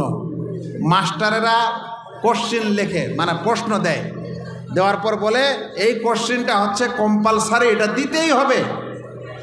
আর একটা হচ্ছে অপশনাল, এটা দিলেও চলবে ওটা দিলেও চলবে। কিয়ামতের ময়দানে নামাজের হিসাব আগেই হবে, কারণ এই হিসাব ছাড়া আপনি পার হতে পারবেন না। আর আল্লাহ রাব্বুল আলামিন এই নামাজের হিসাব আগে নেবেন, কারণ নামাজ আল্লাহ তাআলার কাছে সবচেয়ে গুরুত্বপূর্ণ বিধান। প্রিয় নবী মুহাম্মদ মুস্তাফা সাল্লাল্লাহু আলাইহি ওয়াসাল্লাম বলছেন, ইন্না আউওয়ালা মা ইউহাসাবু বিহিল আবদু ইয়াউমাল কিয়ামাহ, কিয়ামতের দিনে মানুষের সবচেয়ে প্রথম যে হিসাবটি হবে মিন আমালিহি, তার আমলের মধ্য থেকে সালাতুহু, সেটা তার নামাজ হবে। ফাইন সালোহাত ফাকাদ আফলাহা, যদি নামাজের হিসাব ঠিক হয়ে যায় তাহলে সে কামিয়াব হয়ে গেল, সফল কাম হয়ে গেল। ওয়াইন ফাসাদাত, যদি নামাজের হিসাবে গোলমাল হয়, ফাকাদ খাবা ওয়া খাসেরা, তাহলে সব কিছুই নষ্ট হলো, তাহলে সব কিছুই বরবাদ হলো। ভাইয়েরা, এই জন্য নামাজকে অবহেলা করবেন না। নামাজ ইসলামের একটি এমন ইবাদত যে যখন কোনো বাচ্চা 7 বছর বয়স হয় তখন এই পিতা মাতাকে আদেশ করা হয়েছে যে বাচ্চাকে নামাজ পড়ার আদেশ করো। যদি সেই বাচ্চা তখনও মোটামুটি করে নামাজ পড়ে আর 10 বছর পৌঁছে যায় তারপরে অবহেলা করে, নবী করিম সাল্লাল্লাহু আলাইহি ওয়াসাল্লাম বলছেন ওই বাচ্চাকে তোমরা মারো, তোমরা ফাদরিবু আলাইহা, নামাজের কারণে তাকে মারধর করো। দয়ার নবী মুহাম্মদ মুস্তাফা সাল্লাল্লাহু আলাইহি ওয়াসাল্লাম কোনো বাচ্চাকে, কোনো শিশুকে কোনোদিন মারেননি, মারার কথাও বলেননি। কিন্তু যদি বেনামাজি হয়, বাচ্চা যদি নামাজ না পড়ে, তাহলে পিতা মাতাকে এটা অধিকার দিচ্ছেন যে তুমি তোমার সন্তানকে মারধর করো যদি তারা নামাজ না পড়ে। অন্য ক্ষেত্রে আমাদের দয়ার নবী বাচ্চাদেরকে কোনোদিন মারধর কথা বলেননি। আল্লাহু আকবার। মারধরের কথা নামাজের বেলায় এসেছে, অন্য ক্ষেত্রে আসেনি। ভাইয়েরা, এই নামাজের জন্য আপনারা যা আলোচনা আছে সেদিকে চলে গেলে আমার বাকি কথাগুলি শেষ হবে না। কিয়ামতের ময়দানে আল্লাহ রাব্বুল আলামিন আসলেন, হিসাবপত্র শুরু হলো, নামাজের হিসাব হলো। এরপরে হিসাবের সময় আল্লাহ রাব্বুল আলামিন একটা পরিমাপ, যাকে আমরা দুনিয়াতে বলছি দাঁড়ি পাল্লা, একটা মিজান, সেই দাঁড়ি পাল্লা একটা পরিমাপ তিনি স্থাপন করবেন। আর এই পরিমাপ একেবারেই এমন পরিমাপ হবে যে সেখানে জাররা জাররা, অণু অণু অণু পরমাণুর যা কিছু দুনিয়াতে হতে পারে, এই জাররাকে জাররা করে যা হতে পারে এরকম একটি ক্ষুদ্র জিনিসেরও সেখানে ওজন হবে। ভালো হলে ভালো, মন্দ হলে মন্দ। একটি কথা বুঝেন, আজ দুনিয়াতে সবচেয়ে সূক্ষ্ম পরিমাপ দেওয়া হয় স্বর্ণকারেরা, স্বর্ণ যারা বিক্রি করে, নাকি না বেগুন যারা বেচে ওরা, স্বর্ণকারের পরিমাপটা সবচেয়ে সূক্ষ্ম হয়। কিন্তু বলেন তো, তারপরেও যদি একটা ধূলিকণা ওখানে লেগে যায় তাহলে ওটা কি ওজনে আসে? ওজনে আসবে না। কিন্তু আখিরাতে যে পরিমাপটা রাখা হবে, দাঁড়িপাল্লাটা, সেখানে অণু, জাররা, জাররার অনেক তফসির ওলামারা করেছেন। তার মধ্যে একটা সোজা বুঝার তফসির হলো, বাড়িতে যখন ওই সূর্যের আলো কোনো ফুটা দিয়ে ঢুকে বা জানালার উপরে যেই ছিদ্র থাকে ওর উপর দিয়ে ঢুকে, তখন দেখবেন অনেকগুলা ধূলিকণা নড়ানড়ি করে না, করে না? এক একটা ধূলিকণা এক একটা জাররা। ওইটাকে যদি আপনি আরও কয়েক ভাগে ভাগ করেন তাহলে ওটাও একটা জাররা। এতখানি যদি আপনি ভালো কাজ করেন তাহলে আল্লাহ তাআলা কিয়ামতে তার বদলা দেবেন। এত যদি আপনি মন্দ কাজ করেন তাহলেও আল্লাহ তাআলা কিয়ামতে বদলা দেবেন। আল্লাহ রসুল সাল্লাল্লাহু আলাইহি সাল্লাম বলছেন, ফামাই ইয়ামালু, আল্লাহ তাআলা কোরআনে বলছেন, ফামান ইয়ামালু মিসকালা যাররাতিন খায়রান ইয়ারা, যে মানুষেরা যাররা বরাবর ভালো কাজ করবে আল্লাহ তাআলা তার বদলা দিবেন, এবং যে মানুষেরা যাররা বরাবর মন্দ কাজ করবেন তারও বদলা দিবেন। কিন্তু একটি জিনিস আজকে শিখেন, সেটা হলো ওই পরিমাপে ওই তারাজুতে কোন আমলটা সবচেয়ে ভারী হবে ভাই? এতখানি তো পৌঁছে গেলেন যে আমল মাপা হবে আপনার সব কাজ, কিন্তু এখন দরকার যে আপনি কি মুড়ির মতো আমল করতে চাচ্ছেন ফাঁপা ফাঁপা, না ওজনওয়ালা আমল করতে চাচ্ছেন? বলেন তো এখন কিসের দরকার? এখন দরকার হচ্ছে ওজনওয়ালা আমলের। প্রিয়নবী মুহাম্মদ মুস্তাফা সাল্লাল্লাহু আলাইহি ওয়াসাল্লাম একটি সুন্দর হাদিস বলছেন। এই হাদিসটি ইমাম বুখারী রাহিমাহুল্লাহ সহিহ বুখারীর সবচেয়ে শেষে নিয়ে এসেছেন। তিনি বলছেন, কালিমাতানে হাবিবাতানে ইলার রহমান সাকিলাতানে ফিল মিজান খাফিফাতানে আলাল লিসান। দুটি এমন বাক্য আছে যেই দুটি বাক্য বলতে সহজ, যেই দুটি বাক্য উচ্চারণ করতে সহজ, আর এই দুটি বাক্য আল্লাহ তাআলার কাছে খুবই পছন্দনীয়। এবং কিয়ামতের ময়দানে এই যে পরিমাপ, এই যে তারাজু, এই যে মিজান স্থাপন করা হবে, ওই মিজানে হবে সবচেয়ে বেশি ভারী। কথাটা ভালো করে শুনেন। আল্লাহ রাসূল সাল্লাল্লাহু আলাইহি ওয়াসাল্লাম বলছেন, দুটি এমন বাক্য আছে, দুটি এমন কথা আছে, দুটি এমন জিকির আছে যেটা আল্লাহ তাআলার কাছে খুব প্রিয়, এবং যেই দুটি জিকির মুখে বলতে খুব সহজ, আর পরিমাপে ওজনের সময় কিয়ামতের দিনে দাঁড়ি পাল্লায় এটা হবে সবচেয়ে বেশি ওজনওয়ালা, সবচেয়ে বেশি ভারী। রাসূল করিম সাল্লাল্লাহু আলাইহি সাল্লাম ওই দুটি বাক্যকেও শিক্ষা দিয়েছেন। আল্লাহ রাসূল সাল্লাল্লাহু আলাইহি সাল্লাম বলেছেন, ওই দুটি বাক্য হলো সুবহানাল্লাহি ওয়া বিহামদিহি সুবহানাল্লাহিল আযীম। আপনারাও পড়তে পারেন, বলতে পারেন সুবহানাল্লাহি ওয়া বিহামদিহি সুবহানাল্লাহিল আযীম। এটি একটি এমন জিকির, এটি একটি এমন বাক্য, এটি একটি এমন দুটি বাক্য যেই দুটি বাক্য আল্লাহ তাআলার কাছে সবচেয়ে বেশি প্রিয়। ভাইরা, সকালে চায়ের দোকানটা খোলার আগেই কিছু মানুষ মোড়ে পৌঁছে যাচ্ছে আর চায়ের দোকানিটাকে বাড়ি থেকে ডেকে বের করছে। বের করার পর কি চলছে? ওকে ডেকে বের করলো, ও এখন চুলা জ্বালাবে, ধোঁয়াও তারা একটু খাবে, আর তারপরে তখন কখন চা হবে, কখন বিস্কিট আসবে, পানি আসবে, কম করে হলে 1-1.5 ঘন্টা চা হওয়ার আগেই ওখানে থেকে গেল। বলেন তো কতগুলা কথা হয় ওখানে। এরপর চা খেতে খেতে আর চা খাওয়া শেষ হতে হতে বাড়ি থেকে ফোন আসছে যে বাজার করে আনো, বাড়িতে বাজার নেই। আচ্ছা ভাই, এই যে 2-3-4 ঘন্টা মানুষ কথা বলছে, এই কথাগুলোর কি কোনো হিসাব নাই? ভাই হিসাব হবে। আপনার কোনো কথা আপনি যা নড়চড় করেন মুখ দিয়ে, কোনোদিন আল্লাহ তাআলা এই মুখের হিসাব নিবে নেই। যে মানুষ এই মুখের গ্যারান্টি দিতে পারে আর 2 রানের মাঝে লজ্জাস্থানের গ্যারান্টি দিতে পারে, আল্লাহ রাব্বুল আলামিন তাকে জান্নাত দিবেন। আল্লাহ রাসূল বলছেন, তার জান্নাতের গ্যারান্টি আমি নিচ্ছি।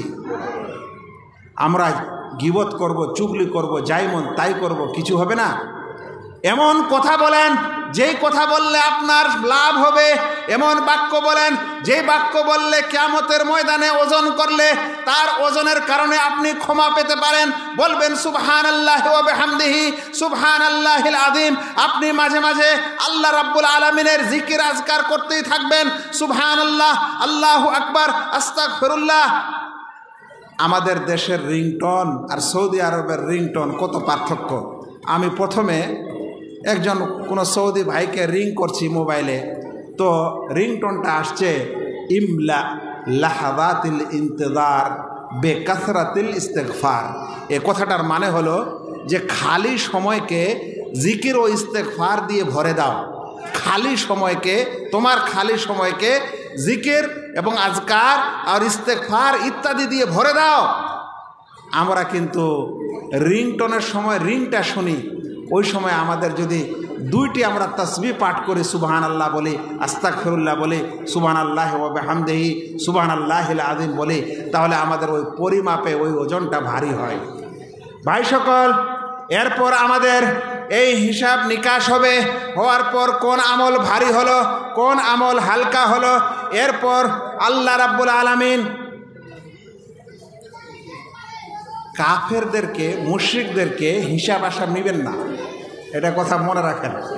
হিসাব আসাব হবে একমাত্র যাদের ঈমান আছে, যারা অমুসলিম, যারা কাফের, আল্লাহকে অবিশ্বাস করে, তাদের হিসাব নিসাব নেওয়া হবে না। তাদেরকে তাদের যা কিছু সৎ আমল দুনিয়াতে করেছে, দুনিয়াতে বদলা দিয়ে দিয়েছেন আল্লাহ তাআলা, ওখানে হাবা মানসুরা, ধুলি কোনার মতো উড়িয়ে দিবেন। তারপরে তাদেরকে ধাক্কিয়ে জাহান্নামে ফেলে দেওয়া হবে। এরপর মুমিন মানুষ যারা থাকবে, ওর মধ্যে আহলে কিতাবও থাকবে, নাসারারাও থাকবে। এরপর আল্লাহ রাব্বুল আলামিন আদেশ করবেন, তোমরা প্রত্যেককে দুনিয়াতে যে যার ইবাদত করতে ওর সাথে হও, তোমাদের দুনিয়াতে যার যেটা ইমাম ছিল ওর সাথে হও। এরপর ইহুদিরা তাদের সাথে আর নাসারারা তাদের সাথে, যখন ওরা হয়ে যাবে আলাদা আলাদা, জাহান্নামে ফেলে দেওয়া হবে কাফেরদেরকে। ইহুদি এবং নাসারাদেরকে আল্লাহ তাআলা বিশেষ করে বলবেন, তোমরা কি অপেক্ষা করছো, কি চাচ্ছ আজ? তখন তারা বলবে, আল্লাহ খুবই তৃষ্ণা লেগেছে, একটু পানি দিতেন। তখন আল্লাহ তাআলা জাহান্নামের দিকে তাদেরকে দৃষ্টি আকর্ষণ করে বলবেন, দেখো ওইদিকে দেখো। ওরা দূর থেকে দেখতে পাবে ওখানে পানি নড়াচড়া করছে, আসলে সেটা পানি না, ওটা হবে মরিচিকা। আগুনের তাপ যদি উপরে উঠে তাহলে যেভাবে মরিচিকা হয় দেখে পানি পানি মনে হয়, রোডে যেমন খুব প্রখর রোদ হয় ওইরকম মরিচিকার মতো দেখতে পাবে। আর আহলে কিতাবরা তখন ওখানে যাবে আর তারাও জাহান্নামে পড়ে যাবে। এরপর কিয়ামতের ময়দানে বাকি থাকবে শুধুমাত্র মুমিন মানুষেরা এবং মুনাফিকরা। ওলামারা বলছেন যে আচ্ছা ভাই, মুমিনরা থাকবে, মুনাফিকরা কেন থাকবে?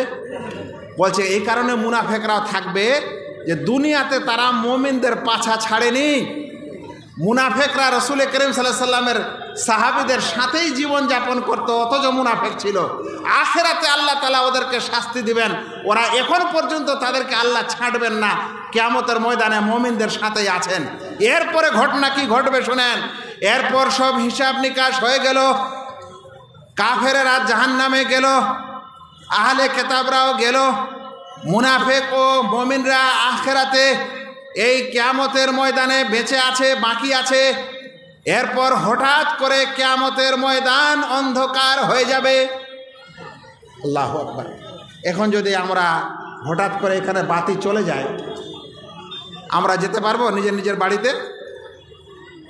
এখন বাকি আছে পুলসেরাত উঠা, আর হয়ে গেছে কিয়ামতের ময়দান অন্ধকার। আল্লাহু আকবার। এই অন্ধকার কিয়ামতের ময়দানে কি করে পার হবেন ভাই? আর কি করে আমরা এই কিয়ামতের ময়দানে লাইট পাবো, আলো পাবো? এইখানে দরকার আছে মুমিন মানুষের আলো পাওয়ার। ওই যে যত রকমের পাওয়ারের আলো পাবে, সেই আলো নিয়ে পুলসেরাতে উঠবে এবং পার হবে। ভাইয়েরা ভালো করে মনে রাখেন, কিয়ামতের ময়দান হিসাব নিকাশের পর যখন অন্ধকার হবে, ঠিক সেই সময় পুলসেরাতে উঠার আদেশ হবে। ওই সময় কিয়ামতের ময়দান অন্ধকার, ওই অন্ধকারে একমাত্র ওই মানুষে পার হবে যেই মানুষ আলো পাবে। আর সেই আলো যদি পেতে চান তাহলে একটি হাদিস শুনেন। প্রিয় নবী মুহাম্মদ মুস্তাফা সাল্লাল্লাহু আলাইহি ওয়াসাল্লাম বলছেন, বাশশিরিল মাশাইনা ইলাল মাসাজিদ বিন-নূরি তাম্মি ইয়াউমাল কিয়ামাহ। অন্ধকারে মসজিদে গমনকারীদেরকে কিয়ামতের দিনে পূর্ণ আলো, পূর্ণ জ্যোতির সুসংবাদ দিয়ে দাও। ভাইরা, আজ এশারের সময় মসজিদে যেতে অন্ধকার লাগে, আমাদেরকে ভারী লাগে, আমরা মসজিদে যেতে চাই না। আমরা ফজরের সময় মসজিদে যেতে চাই না, অন্ধকার লাগে, ঠান্ডা লাগে। আমরা মাগরিবের পর বাড়িতে আসতে আমাদের অন্ধকার লাগে। নামাজি ভাইয়েরা, প্রত্যেক মুমিন ভাইয়েরা এই সুসংবাদ নেন, আপনার এই অন্ধকারে মসজিদে যাওয়া আসা, এটা কিয়ামতের দিনে আপনাকে আলো দিবে, লাইট দিবে। আল্লাহ রসুল সুসংবাদ দিয়ে বলেছেন, তাদেরকে তুমি পূর্ণ আলো, পূর্ণ জ্যোতির সুসংবাদ কিয়ামতের ময়দানে দিয়ে দাও। নামাজি ভাইয়েরা, কোনোদিন মসজিদে যেতে কৃপণতা করবেন না। আপনি যখন ওযু করার পর মসজিদের দিকে যান, আপনার একটা পা যখন উঠে, আল্লাহ তাআলা আপনার একটা সম্মান বাড়িয়ে দেয়। আর একটা পা যখন আপনি ফেলেন, আল্লাহ তাআলা আপনার একটা গুনাহ মাফ করে দেয়। আপনার এই মসজিদে যাওয়া আসার পায়ের চিহ্নগুলি আল্লাহ রাব্বুল আলামিন লিখে রাখেন প্রিয় নবী মুহাম্মদ মুস্তাফা সাল্লাল্লাহু আলাইহি ওয়াসাল্লামের কাছে বানু সালমা এবং কিছু গোত্রের মানুষেরা রাসূল করিম সাল্লাল্লাহু আলাইহি সাল্লামের কাছে একদা এসেছিলেন এই কারণে যে তারা দূর থেকে মদিনা যে শহর, এই শহরটা এখন প্রায় 25 kilometer by 25 kilometer, 25-30 kilometer by 25-30 kilometer. কিন্তু রাসূল সাল্লাল্লাহু আলাইহি সাল্লামের যুগে তো এত বড় ছিল না, সেটা অল্প ছিল। তো আর তারপরেও আওয়ালি যেটা মসজিদে নববী থেকে যেটা আওয়ালির কথা এসেছে কুবা, সেটা প্রায় 7 কিলোমিটার। তার মানে মোটামুটি 5-7 কিলোমিটার পর্যন্ত শহর ছিল। এখন 5-7 কিলোমিটার পর্যন্ত আর কোনো মসজিদ নেই, একটাই মসজিদ আল্লাহ রাসূল সাল্লাল্লাহু আলাইহি সাল্লামের। এখন ওই 5-7 কিলোমিটার দূর থেকে মানুষেরা যখন মসজিদে নামাজ পড়তে আসতো, তখন বলেন তো ভাই ঠান্ডার দিনে কষ্ট হবে না? আর আরবের মরুভূমির গরমে কষ্ট হবে না? রাত্রিবেলা ওই মরুভূমিতে বিছা বের হয়, বিচ্ছু, এগুলোর সমস্যা ছিল। তো বাকি আল্লাহ রাসূল সাল্লাল্লাহু আলাইহি সাল্লামের কাছে যে সকল সাহাবারা থাকতেন, তাদেরকে দেখে খুব দয়া হলো, মায়া হলো। তখন আল্লাহ তাদেরকে বললেন যে ভাই তোমরা এক কাজ করো, তোমাদের পাড়াটা ওখান থেকে সরিয়ে নবী সাল্লাল্লাহু আলাইহি সাল্লামের মসজিদের কাছে এনে এখানে তৈরি করো, তাহলে তোমাদের এই কষ্ট হবে না, আসা যাওয়ার এই সমস্যা থাকবে না। তখন সেই সাহাবায়ে কেরামরা আল্লাহ রসুল সাল্লাল্লাহু আলাইহি সাল্লামের কাছে পরামর্শ নিতে গেছিল যে বলেন আল্লাহ রসুল আমাদের এরকম এরকম কষ্ট হচ্ছে, তো আমরা চাচ্ছি আমাদের পাড়ার মানুষেরা সব উঠে এসে আপনার বাড়ির পাশে, আপনার মসজিদের পাশে আমরা এখানে একটা পাড়া বানাবো, এখানে আমরা থাকবো, যখন আমাদের নামাজ ইত্যাদিতে যেন আমাদের সহজ হয়। আল্লাহ রসুল সাল্লাল্লাহু আলাইহি সাল্লাম এ কথা শুনলেন, শোনার পর বললেন দিয়ারাকুম তুক্তাবু আসারুকুম, তোমরা তোমাদের বাড়িতেই থাকো, তোমরা নিজের গৃহেই থাকো, তোমরা নিজের স্থানেই অবস্থান করো, তোমাদের ওখান থেকে আসা যাওয়া, তোমাদের ওখান থেকে পায়ে হেঁটে আসা যাওয়া, এই পায়ের চিহ্নগুলি আল্লাহ রাব্বুল আলামিন লিখে রাখবেন। এগুলা লিখে রাখা হবে কিয়ামতের দিনে, আখিরাতের দিনে তোমার পায়ের এই আসার, তোমার পায়ের এই চিহ্ন সাক্ষী দিবে যে তুমি মসজিদে আসা যাওয়া করেছিলে। হ্যাঁ ভাইয়েরা বলেন তো, মসজিদ দূরে হলে কষ্ট লাগে? মসজিদ দূরে হলে কষ্ট লাগে? আপনার যত পা যাবেন তত আপনার সওয়াব বাড়ছে, তত আপনার গুনাহ মাফ হচ্ছে। আপনার এই মসজিদে আসা যাওয়ার পায়ের চিহ্নগুলি আল্লাহর কাছে সাক্ষী দিচ্ছে। আল্লাহু আকবার। আমি আপনাদের কি বুঝাচ্ছিলাম? হ্যাঁ, কিয়ামতের ময়দান এখন অন্ধকার, এই সময় আলো পেতে চান তাহলে এই নামাজ আদায় করেন। আলো পেতে চান ভালো করে অজু করেন। প্রিয় নবী মুহাম্মদ মুস্তাফা সাল্লাল্লাহু আলাইহি ওয়াসাল্লাম বলছেন যে আমার উম্মত কিয়ামতের দিনে গুররাম মুহাজ্জালিন, তার অজুর চেহারা, অজুর অংশগুলি লাইটিং করবে, এমন অবস্থায় কিয়ামতের ময়দানে আসবে। সাহাবারা জিজ্ঞাসা করেছেন আল্লাহ রসুল কিয়ামতের ময়দানে এত উম্মত, এত লোক উঠবে, আপনি আপনার উম্মতকে কিভাবে চিনবেন? তখন আল্লাহ রসুল বলেছিলেন যে শোনো, যদি এক পাল কালো ঘোড়া থাকে আর ওই কালো ঘোড়ার প্রত্যেকটা ঘোড়ার পায়ের এক পাল কালো ঘোড়া থাকে, আর ওই কালো ঘোড়ার মাঝে কিছু এমন কালো ঘোড়া থাকে যার পাটা সাদা, কিংবা ধরে নেন এক পাল লাল ঘোড়া আছে আর তার পায়েটা হচ্ছে সাদা, যেমন চিৎকাবরা বলা হয় আমাদের গরু ছাগল ইত্যাদিকে। বলো তো ওটা তোমাদের চিনতে অসুবিধা হবে? তো বলছে না আল্লাহ রসুল, অসুবিধা তো হবে না, বোঝা যাবে যে এটা সাদা পাওয়ালা ঘোড়া। তো বলছে ওইরকম আমার উম্মতকে আমি চিনতে পারবো কিয়ামতের ময়দানে। তো যারা তখন আসবে তাদের অজুর অঙ্গগুলি চমকাবে, লাইটিং করবে। আল্লাহু আকবার। এই আলো পেতে চান তাহলে মসজিদে বেশি বেশি যান। এই আলো পেতে চান তাহলে অবশ্যই ভালো করে অজু করেন। অজু করার পর মসজিদে যাওয়ার চেষ্টা করেন। ভাইয়েরা, এই সময় যখন এই পুলসেরাতে উঠার আদেশ করা হবে, তখন মুনাফেকরাও মুমিনদের সাথে সাথে তাদের লাইট নিয়ে যাওয়ার চেষ্টা করবে। দুনিয়াতে যেমন কেউ অন্ধকারে যদি কারো লাইট থাকে, আমরা ওর সাথে সাথে যাই না যে তাহলে চলে যেতে পারবো। তো মুনাফেকরা দুনিয়াতে ফাঁকি দিয়েছিল মুসলমানকে, আখেরাতেও ওইরকম ফাঁকি দিয়ে পুলসেরাত পার হওয়ার চেষ্টা করবে। তখন আল্লাহ রাব্বুল আলামিন যে আদেশ করবেন, ইয়াউমা ইয়াকুলুল মুনাফিকুনা ওয়াল মুনাফিকাত লিল্লাযীনা আমানু, যেই দিন মুনাফিকিনরা বলবে, যেই দিন মুনাফিক পুরুষ এবং মহিলারা মুমিনদেরকে বলবে, আনদিরুনা নাক্তাবিস মিন নূরিকুম, একটু ভাই থামো থামো, তোমাদের একটু আলো আমাদেরকে দাও, তোমাদের আলোতে আমাদেরকে নিয়ে যাও। তখন আল্লাহ রাব্বুল আলামিন বলবেন, কিল আরজিউ ওয়ারাআকুম, তোমরা একটু পিছে ঘুরে দেখাও। মুমিনেরা আলো পেয়েছে, তারা পুলসেরাতে উঠবে, মুনাফিকরা পিছনে পিছনে তাদের লাইটে যাওয়ার চেষ্টা করছে। আল্লাহ বলবেন, ও মুনাফিকরা তোমরা একটু পিছে তাকাও। যখন মুনাফিকরা পিছে তাকাবে তখন আল্লাহ তাআলা বলবেন যে ফালতামিসু নূরান, এবার পিছে তাকিয়ে তোমরা একটু নূর খুঁজো, একটু আলো খুঁজো।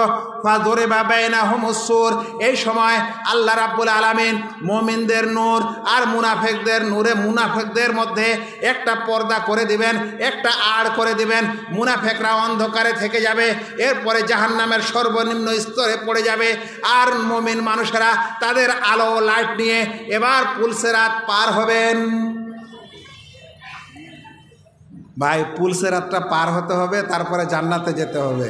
এখন আমার কাছে 5 মিনিট সময় আছে, তার মানে আর আমি ব্যাখ্যা দিতে পারবো না, খুব ছোট্ট করে বলি। এবার পুলসেরাতে যখন আমরা পার হব, পুলসেরাতে ভাই আপনার এই শক্তিশালী দেহ আর জীর্ণ শীর্ণ বুড়া মানুষ হলে পার হতে পারবেন না, ব্যাপারটা এরকম না। পুলসেরাতে পার হতে পারবেন প্রত্যেক মুমিন মানুষ, যার ঈমান, যার আমল যত বেশি ভালো এবং মজবুত, সে তত আরামে এবং দ্রুত পার হবে। আল্লাহু আকবার। চোখের পলক পড়ার যতটুকু সময় লাগে তার চেয়ে কম সময়ে প্রথম ধাপের মুমিনরা পার হয়ে চলে যাবেন পুলসেরাত। আর দ্বিতীয় প্রকার যারা হবে তারা বিদ্যুতের গতিতে পার হয়ে চলে যাবে। আর এভাবে করতে করতে হাত্তা তাজুজা আমালুল ইবাদ, এভাবে করতে করতে মানুষের আমল যখন দুর্বল হতে লাগবে, পুলসেরাতে পার হওয়ার গতিও কমে যাবে। এরকম করতে করতে শেষ এই ব্যক্তি, যেই ব্যক্তি তার আমলের কারণে পুলসেরাত পার হওয়ার সুযোগ পাবে, কিন্তু সে মানুষ একবার উঠবে আর একবার পড়বে।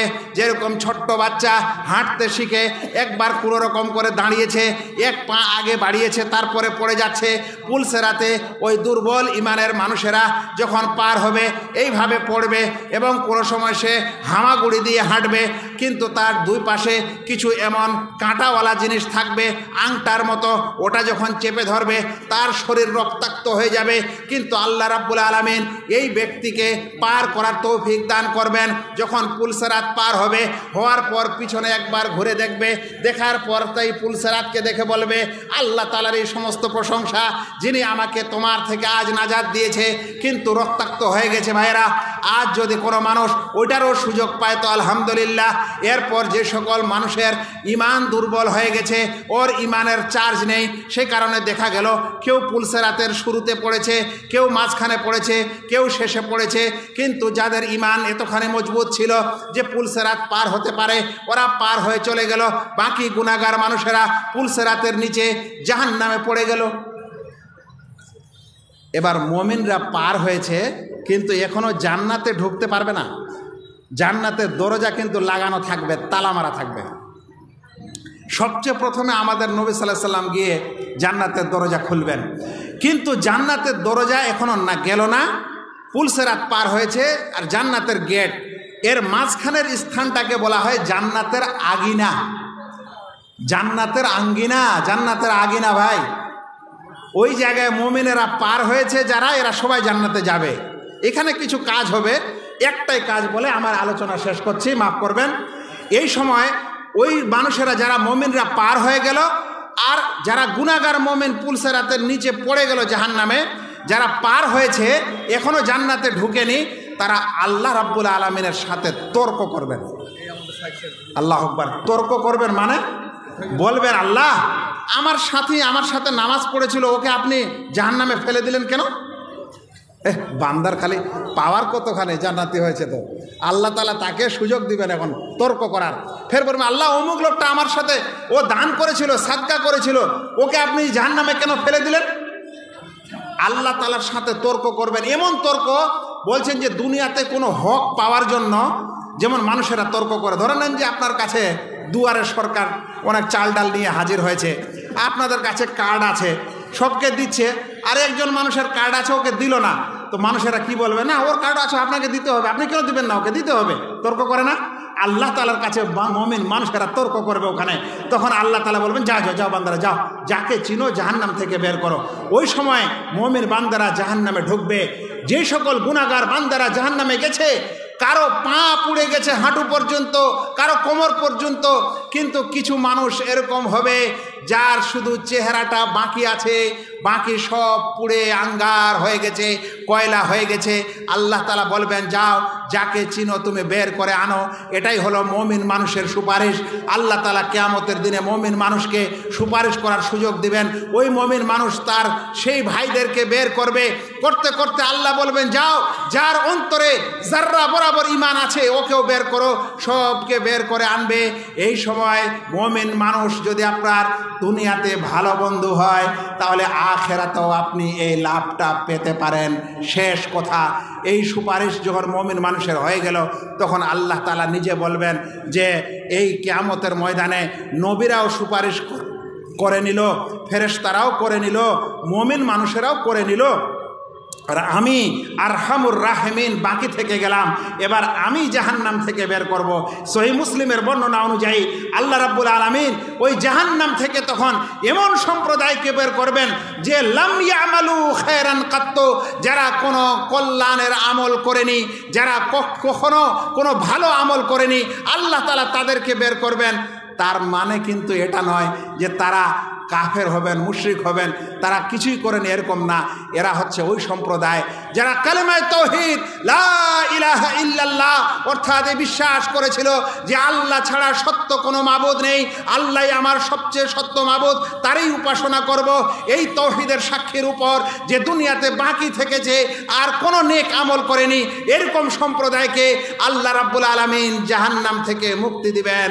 কিন্তু দেওয়ার পর তার পিঠে একটা ঠাপ্পা একটা মোহর মেরে দিবেন, লেখা থাকবে আল্লাহ তাআলা এদেরকে স্বাধীন করেছেন, ওয়াতাকাউল্লাহ।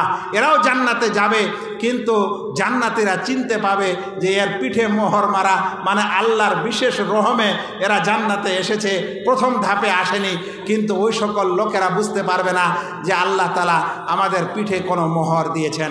আমি আলোচনা শেষ করলাম, কথার সারাংশ হলো এই, এটা ছিল কিয়ামতের সম্পূর্ণ একটা সাধারণ চিত্র, যেটা আমি 1.5 ঘন্টায় আপনাকে বলার চেষ্টা করলাম। এটা যদি আপনারা শুনেন ডেলি 1 ঘন্টা করে, আল্লাহর কসম করে বলছি এর ব্যাখ্যা বিশ্লেষণ আপনার মাস পার হয়ে যাবে একটা একটা বিষয়। এখন বলেন, এই কিয়ামতের ময়দানের এই চিত্রটা আমাদের নবী সাল্লাল্লাহু আলাইহি সাল্লাম কি বানিয়ে বানিয়ে বলেছেন? কেসা কাহিনী স্বরূপ এতগুলো জিনিস এভাবে কেসা বলা যায়? এটা আল্লাহ রাব্বুল আলামিন এর বিশেষ বিধান, যেটা নবী সাল্লাল্লাহু আলাইহি সাল্লাম আমাদেরকে বলেছেন। আমাদেরকে এটা শুনতে হবে, বিশ্বাস স্থাপন করতে হবে। এরই নাম হচ্ছে আখিরাতের প্রতি বিশ্বাস স্থাপন করা। একেই বলা হয় যে ইয়াউমুল আখিরাতের প্রতি ঈমান আনা। এই ইয়াউমুল আখিরাতে পার হতে চান, তাহলে নামাজ আপনাকে পার করতে পারে, কোরআন আপনাকে পার করতে পারে, নেক আমল পার করতে পারে, আর বিশেষ করে পার করতে পারে আপনার তাওহীদ এবং শিরক মুক্ত জীবনযাপন, বিদআত মুক্ত জীবনযাপন, এবং আল্লাহ রাব্বুল আলামিনের বিশেষ রহম ও রহমত। আল্লাহর কাছে দোয়া করি আল্লাহ যেন আমাদের প্রত্যেক ভাইকে কিয়ামতের এই ভয়াবহ ময়দানে যেন পুলসেরাত পার হওয়ার তৌফিক দান করেন। হে আল্লাহ, তুমি সেই দিন আমাদের উপর রহম করো আল্লাহ, যেদিন তোমার রহম ছাড়া কোনো রহম হবে না আল্লাহ। আল্লাহ, তুমি সেদিন আমাদেরকে ছায়া দান করো, তোমার আরশের ছায়া দান করো, যেদিন তোমার আরশের ছায়া ছাড়া অন্য কোনো ছায়া থাকবে না। হে আল্লাহ, তুমি আমাদের সকলকে, যারা এই দুনিয়া থেকে বিগত হয়েছে, আমাদের আত্মীয় স্বজন, আমাদের পিতামাতা, আমাদের মুসলিম ভাই বোন, আল্লাহ তুমি তাদেরকেও ক্ষমা করো। আল্লাহ, তুমি আমাদেরকে দুনিয়াতে তোমার সঠিক পথ ও হেদায়েত পাওয়ার এবং সেই অনুযায়ী পৃথিবীতে চলার তৌফিক দান করো। আমিন। আসসালামু আলাইকুম ওয়া রাহমাতুল্লাহি ওয়া বারাকাতুহু।